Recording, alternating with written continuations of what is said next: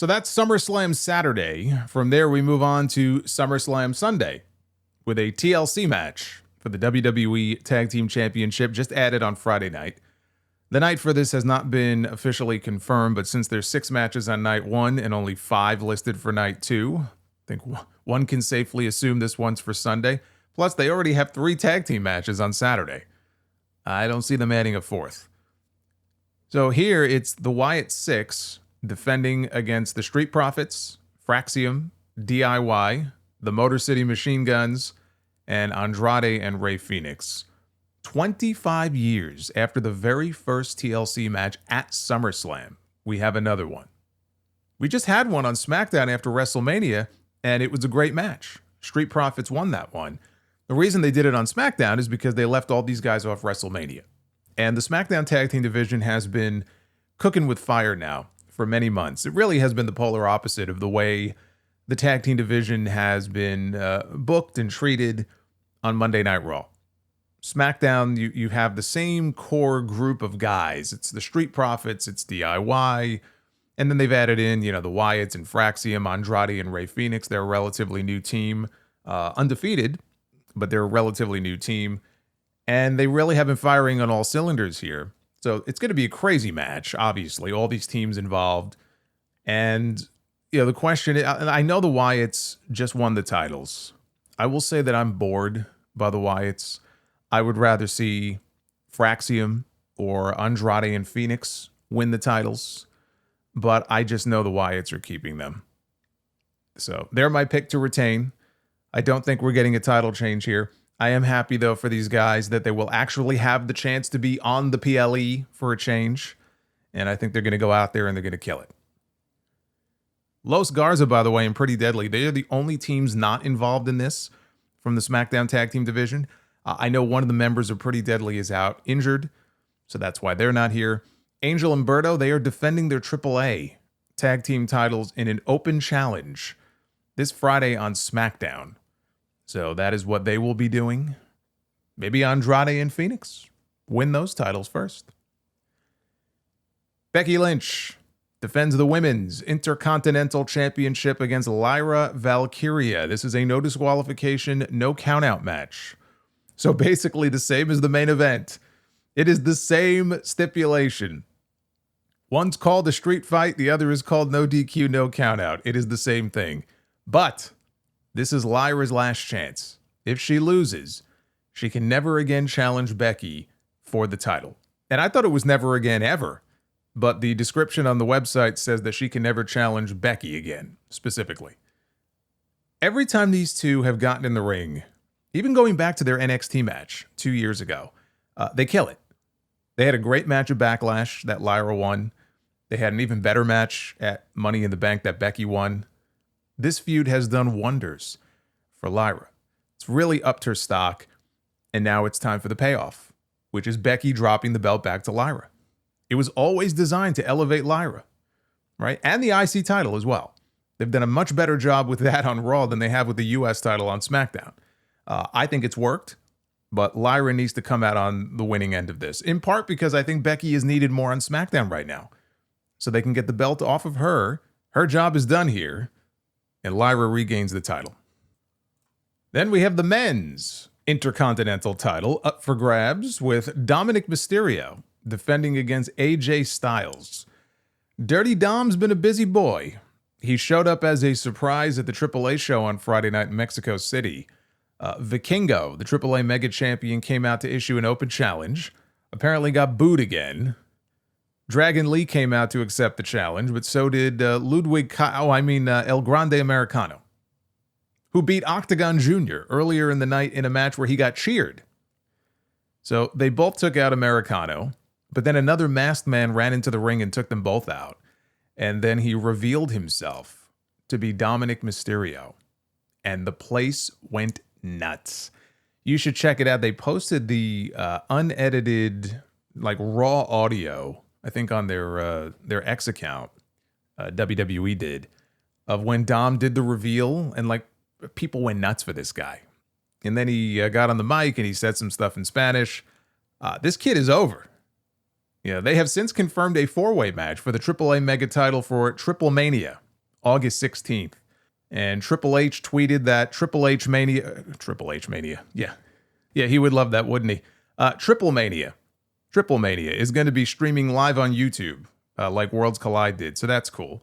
But anyway, Dom's winning this. I think Dom is retaining the Intercontinental title 20 years after making his SummerSlam debut. He's a 20-year vet. I would love to see AJ wearing singles gold again, but I don't think they want to take that title off Dom just yet. And to be honest with you, I would rather see AJ get a run with the world title. And I don't know if that's going to happen or not, but whether Gunther retains, Punk wins, Rollins cashes in, honestly, any of these scenarios, AJ, I think, would make a great first challenger coming out of SummerSlam, with the understanding he's probably not going to win it. But I think AJ in a program and having one or two matches with any of those three in the fall, maybe that's a Clash in Paris match. I think that would be great. Solo Sikoa defends the United States Championship inside a steel cage against Jacob Fatu. This is the first steel cage match at SummerSlam in 24 years. That is wild. And it's going to be wild when we see Jacob hitting that mighty moonsault off the top of the cage, because you know he's going to want to do it. Right? He can't get the double jump if he's doing it from the top of the cage, but he could do a moonsault. I'm sure he's thinking about it. Solo has grown on me. He's growing on me. He's a funny guy.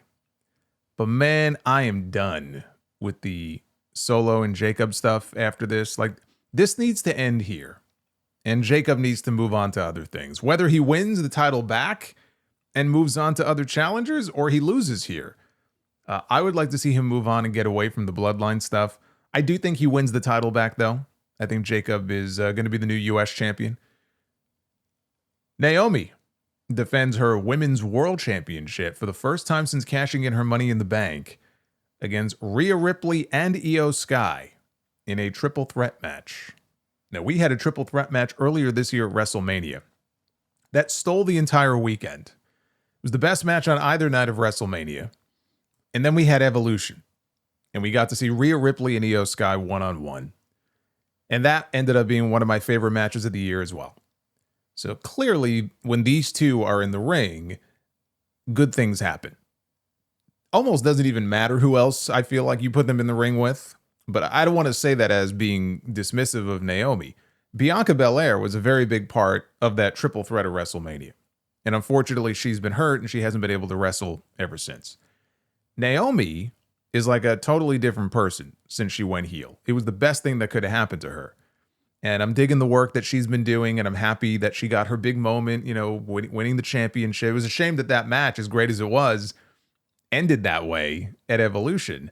But out of it now, we're getting another triple threat. They're just substituting Bianca for Naomi.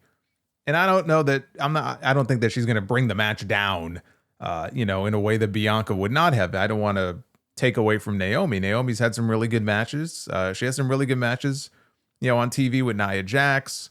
Here's an opportunity for her to go out there on probably the biggest stage that she's been given this year in terms of, a major PLE. She's coming in as the defending champion.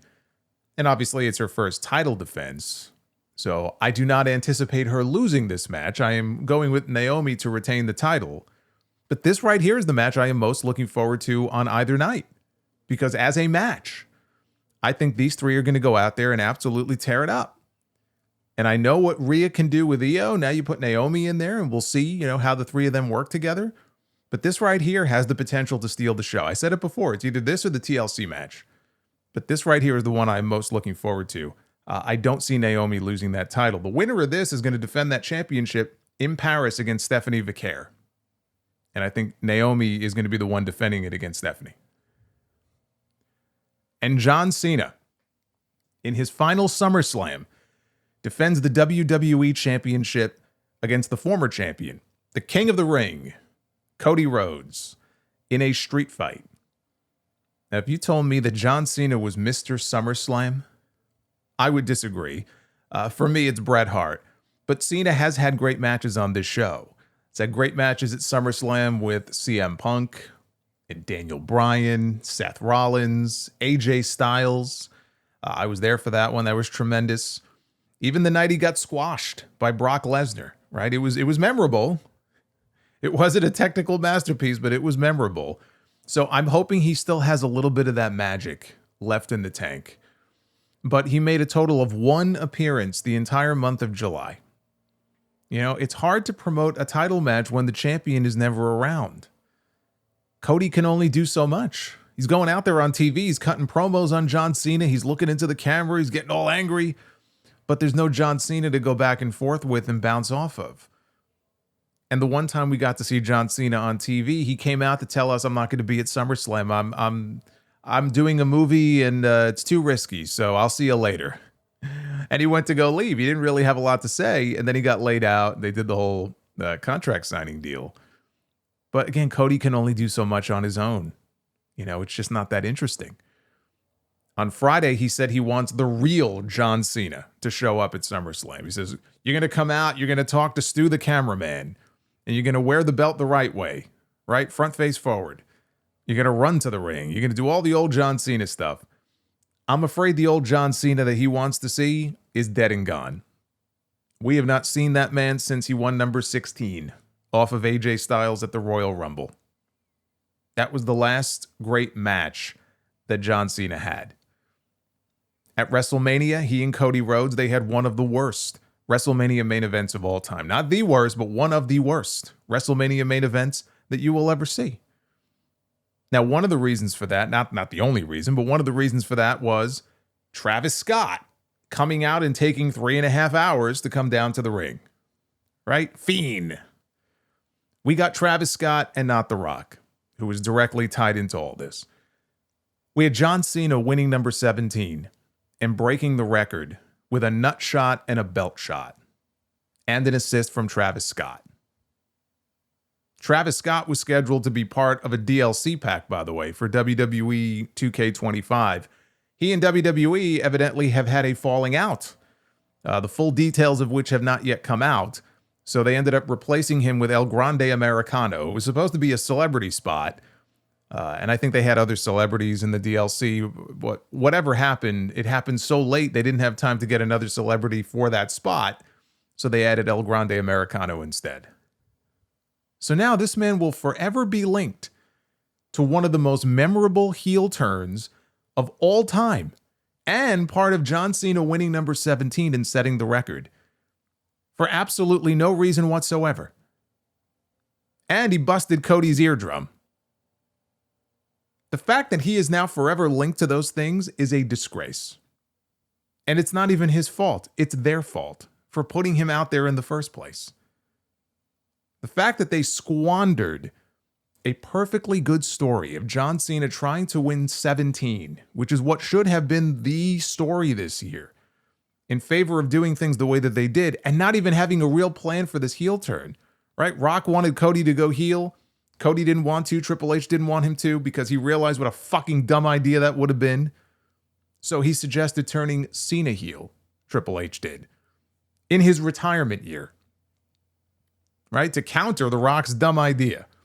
Cena just goes with the flow.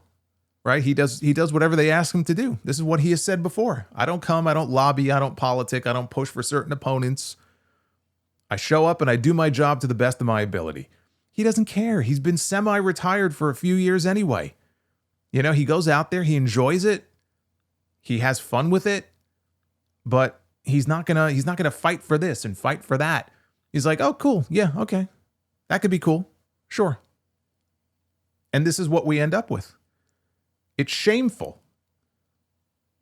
So here we are.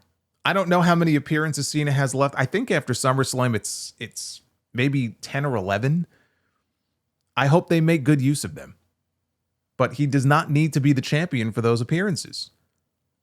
Cody flinched at WrestleMania. He lost the title. He hesitated. The story now is Cody will not flinch a second time. If he has the chance to crack Cena over the head with the belt, he'll do it. If he has the chance to kick Cena in the dick, he'll do it. That doesn't mean a double turn. I'm still waiting for someone to tell me who takes Cody's spot if they turn him now. Right? Cena's basically gone. Randy Orton is not that guy. Jacob Fatu is not that guy. Not yet. I think he will be, but not yet. I don't think they're ready to put him in that spot just yet. Fucking LA Knight, he doesn't even have a match at SummerSlam. So, I mean, give me a break. Cody is still that guy. Whether you like him or not, Cody is still that guy. A double turn, it sounds cool, but it doesn't make a whole lot of sense, I think, to do one right now. But Cody needs to avenge that loss at WrestleMania, and he needs to win that belt back. And then John Cena can begin his redemption arc. Then John Cena can see the error of his ways. And maybe that's how SummerSlam ends, right? There doesn't need to be some big swerve. But it is a street fight, so there's definitely a better than zero chance that somebody is going to get involved in this. At least we know it won't be Travis Scott. But I also hope it isn't The Rock. And I know if they hit his music and he comes out as a surprise, everybody's going to freak out. It's going to be a big deal. But yeah, I talked about some of the fan theories going around last week. Cody should, sell his soul now to The Rock, and The Rock needs to be part of this. He's part of this story. They don't need him. They'll gladly take him because it's still The Rock, but they don't need him. And I don't know why people would be clamoring for this after what happened earlier this year. I mean, do you have short memories? All they need to do is go out and have a better match than their last one. I mean, that's not a very high bar to clear, I know. And then let the focus be not only on Cody winning the title, but Cena's transformation back. That now becomes the story heading into his final few months. This heel turn has not worked. It hasn't.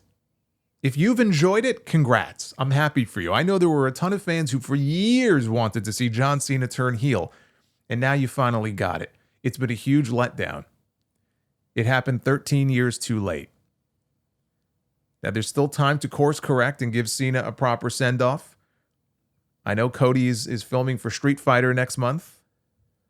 I mean, we certainly can't have a champion out filming a movie now, can we?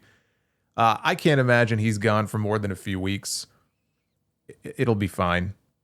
Cody Rhodes, I predict, will regain the WWE Championship here in this match. I will say this. The idea that Antonio wrote in with a few weeks ago, I shared with all of you here on the podcast.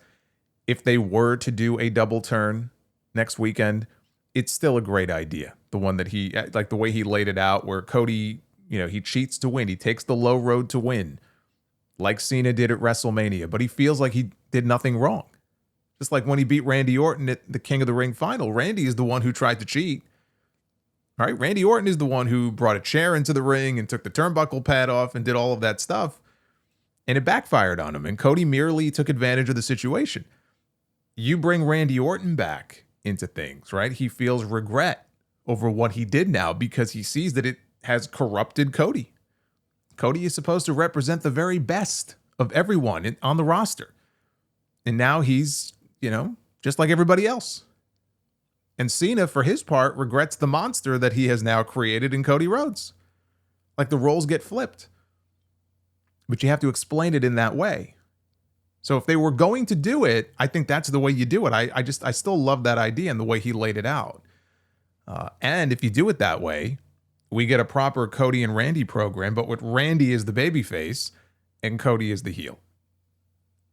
Again, I don't know if double turn is what they're thinking. I just hope it's not a situation where everything ends up revolving around the final boss again. So I think it does a real disservice to these guys. It's not needed.